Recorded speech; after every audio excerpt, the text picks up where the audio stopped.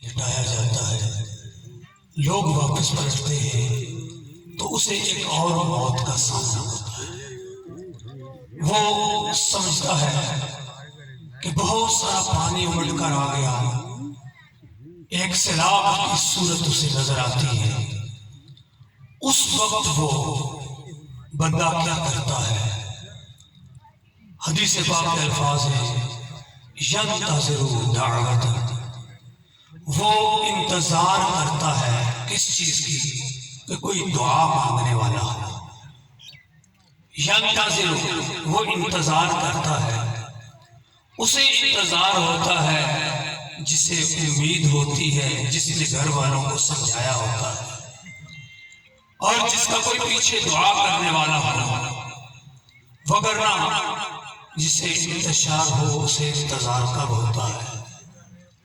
وہ انتظار کرتا ہے کس کا؟ جو پیچھے رہ گئے ہیں۔ وہ کون ہے؟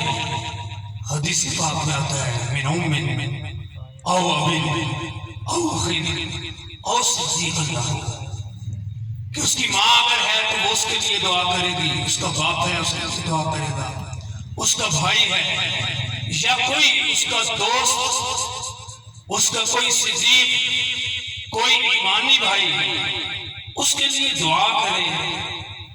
جب کوئی دعا کرتا ہے تو پھر اسے کیا ملتا ہے؟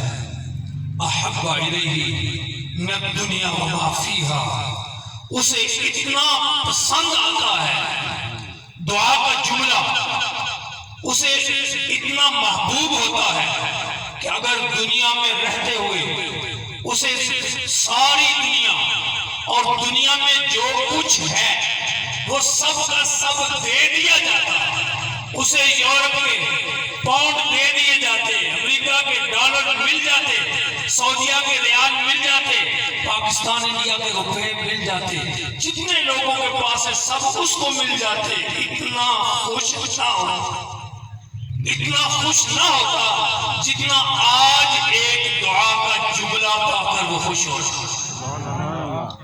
بس حدیث پاک ہوئی مکمل۔ میں نے اس کو بوڑھا بھی ہوں اور کچھ طبیعت بھی اس طرح کی تھی، ان دنوں بندے کو بستر اچھا لگتا ہے، تو میں موبائل پہ اپنی بزم زمگول کھول کے پہلے ہم پیغام دیکھتے ہیں تو میرے برادر طریقت، برادر مکرم جناب حضرت علامہ حضرت علامہ مولانا خالد اقبال نقشبندی صاحب، آپ کا پیغام تھا۔ بس اس جملے کی طرف میں آپ کو لا کے اپنی تقریر ختم کر رہا ہوں۔